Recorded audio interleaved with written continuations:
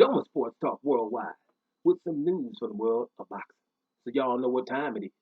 You ain't in a rush to get concussed. When we talk about concussion, let's talk a little bit of Deontay Wilder. Well, reports have it that Deontay Wilder's fired his longtime trainer, co-trainer Mark Breland, you know, Olympic medalist back in the day. Fired him. They've been working together about 12 years, right? And these are reports. I haven't heard Deontay Wilder say this. 3 or 4 days after the fight with Tyson Fury, we were hearing about this. Mark Breland, he wanted him out because he threw in the towel in the seventh round, and Wilder wanted to go out on his shield. They've talked about it several times, and Wilder was unhappy about that. But then they squashed it, and he seemed to be in the team. Now I'm seeing new reports. I've seen two articles, and a couple of uploaders didn't listen to it, but just titles. So this is the reports that he's finally got rid of Mark Breland. Let me just start out by saying this: I'm a Deontay Wilder fanboy. Okay, I see kids. That's what they call you if you appreciate somebody's talents or achievements, right? And they don't. So you become a fanboy. I guess as kids do it that, or you very young people. So to the young people out there, damn right, I'm a Wilder fanboy because I've seen stuff that I hadn't seen before that was awesome, right? And I'm the kind of guy when I'm watching sports over who knows how many decades, none of y'all damn business, but a lot of decades, right? Then when I see something extraordinary, then I'm down with that. Whether I become a fan of that person or not. Deontay Wilder, I've become a fan of him over the years. I'm seeing some little skinny dude knock people out, and I can savor that. I follow that person, and Deontay Wilder is one of them. I'm looking at boxing. I'm seeing people that don't want to be undisputed, people who won't fight people and stuff like that. They're the major stars, right? I'm trying not to let's try to stay away from the names this time. But then they're mega stars. We didn't need a heavyweight champion in America. We got one knocking out people a lot, and we just ignored him, and people just hating on him because if you're from England, you knew he was a problem for Anthony Joshua. Hey, that's legitimate. I ain't liking Wilder because he's a problem for Anthony Joshua. Feel that. But America is just straight up racism, right? So we ain't liking this brother. Period. Plus he knows about a lot of stuff that he shouldn't be. He's aware, awoke. So you can't ignore 40 something knockouts and act like you didn't see it. If you go to the NBA, it's certain things like that. There's similar things like a Russell Westbrook in the NBA. We talk about all these other players and this and that. If you've been watching NBA decades, how the hell are we gonna ignore somebody averaging 30, 10, and 10, 6'3", right? One time, a whole season, averaged a triple double. But he didn't do that. He did it 3 times with different teams, different people on his team. They had Roberson on his team who can't finish. Steven Adams he can't stretch the floor. Steven Adams will do something in the middle. Jeremy Grant before he was able to shoot. He's learning how to shoot now, but he wasn't a shooter when Russ had him. To average 30, 10, and 10 from the guard position was absolutely ludicrous, right? I saw that. He was in my top player of the whole NBA at the time. Another thing about Westbrook, he got about 50 or 60 more triple doubles than the most versatile player we've ever seen, and that's LeBron James. He has 50, at least 50 more triple doubles than he does, and he's played 5 less seasons, right? 5 less seasons. I didn't act like I didn't see that, right? That was awesome. A Blake Griffin, for example, basketball player. Here we are talking about Zion Williamson. And if you just go back, just 3 years ago, before Blake, the knees start hurting, Blake Griffin gave us 4 years of highlights that we've probably never seen before. Ridiculous. Dunking on people. That's the reason why dunking in basketball should be dunking on somebody should be 3 points. If they foul them, then it should be 4. But it should be 3 points. Them funny old 3-point shots that nobody can't defend, that shouldn't be worth 3 points. That's easy to do for any basketball player. But we forget Blake Griffin. Like we didn't see that. Go back and look at Blake Griffin highlights. Some of the best highlights you've ever seen, ever. Ridiculous stuff. He's not, no one, he's not on anybody's radar as one of the better players, right? Blake Griffin, you forget him. He went to Detroit, his athleticism has went down. We act like we didn't see that. I didn't miss a Clipper game when Blake Griffin was playing. I know Chris Paul and DeAndre Jordan was there, but when Blake got there and I saw them highlights, I started watching the Clippers. What time is it, right? I didn't care if the Clipper curse or nothing. Didn't matter.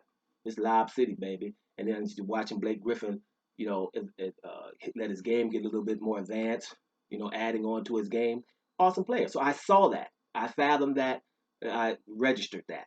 Same thing with Deontay Wilder. Those are a couple of examples from basketball, the same thing.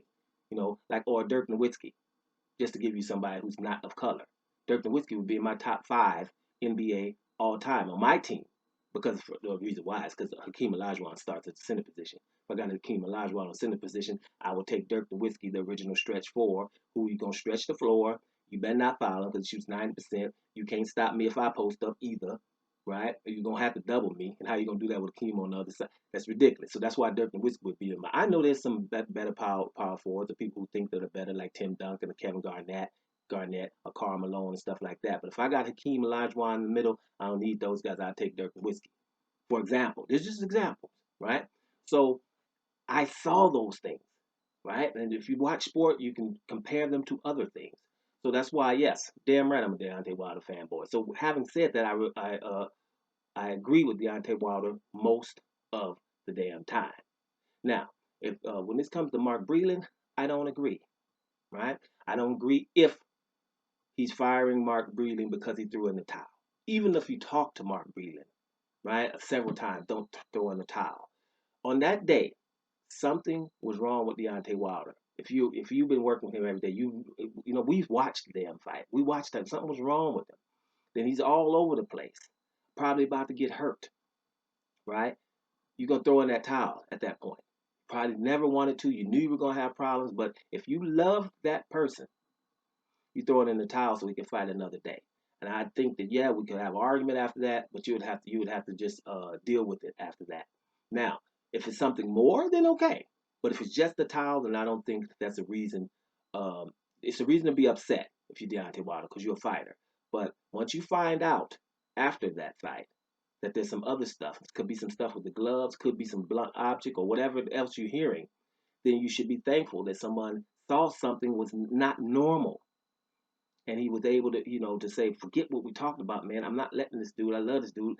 I'm just gonna have to deal with it, right? I'm just gonna have to deal with it, and that's why trainers, coaches get a bad rap anyway. Get a bad rap anyway. Team sports, you lose five or six of your players, people are hurt, and you don't win, and they're still blaming you, right?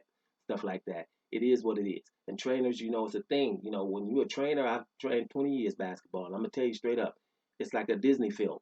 You watch people that are shy or don't have any belief in themselves, and you give them that belief. You show them some things. You see them have positive experiences in a game. It's like a Disney film for you. You can stand on the sideline and damn near cry if you have feelings, right? That's the beauty of coaching. But when something goes wrong and people know it's obviously that you don't have the same team you had or the tools that you had that you need, they still expect you to come up with wins.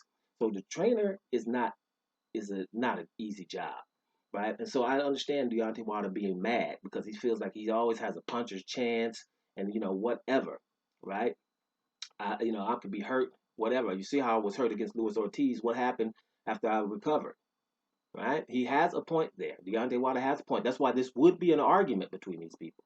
But I just think Mark Breland, if nothing else uh, happens, if nothing else, they found nothing else out. If he's not, in cahoots with the other team, then I don't see why he should be fired. And now to get somebody else to help out, why the hell not? Yeah, why the hell not? But just fire. It reminds me of like I wasn't down with Andy Ruiz Jr. getting rid of Manny Robles, right? Same thing. I had a problem with that. I was like, wait a minute, you were fat.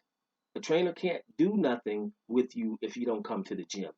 He can't force you because you're his boss. He can just tell you over and over and get pissed off at you. But at the end of the day, if you don't come to the gym, what does he got to work with? So Manny Robles should still be in there. He's working with Reynoso now, right? But my point is, then it should be both of them because I didn't do nothing wrong. You didn't come to training, so we switched up because you got fat, and then you went over there and fought your boy Anthony Joshua, and you weren't ready. That's not my fault, right?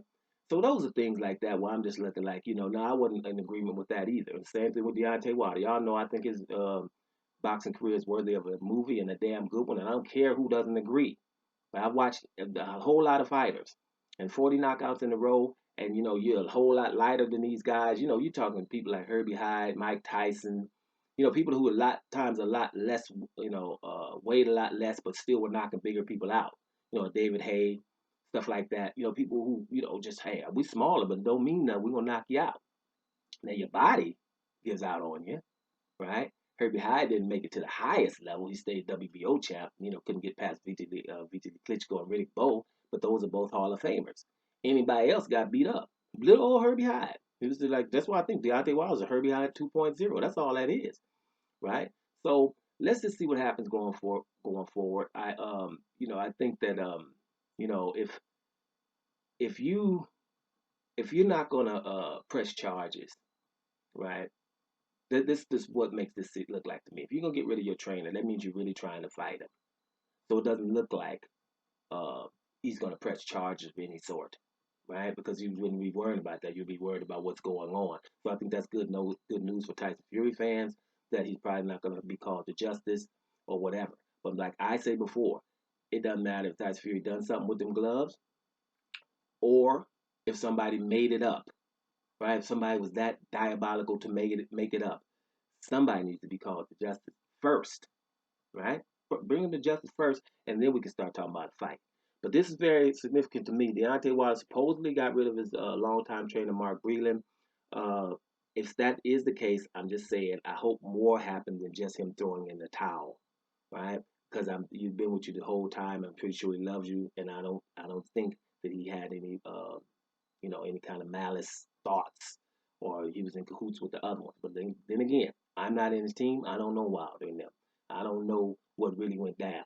So it might be something else. But if not, if it's just that, I think you keep him.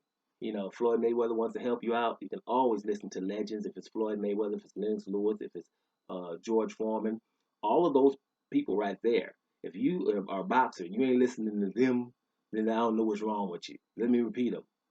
Shit, George Foreman, you gonna listen to you better listen to George. Lennox Lewis, for me, is damn near the GOAT in the boxing period, right? You're gonna listen to him. And Floyd Mayweather is TBE, and he has all of the right to think that, right? Those are three people that you probably want to listen to. So I think Deontay Wilder should listen to them, but I just don't think he needs to get rid of this guy just for throwing in the towel. Because I think throwing in the towel in that situation and looking at how my boy is looking, something is different than ever before. I think he probably made the right decision then, right? So you can live and fight another day. Now we got all these other things coming in, and it made sense. So let's see what's up going forward. At the end of the day, I'm gonna repeat it again. Damn right, I'm a Deontay Wilder fanboy. If that's what that means by acknowledging someone's talent or something that you saw something crazy as hell, right? Then damn right. Doma Sports Talk worldwide, and I'm up out of here, y'all.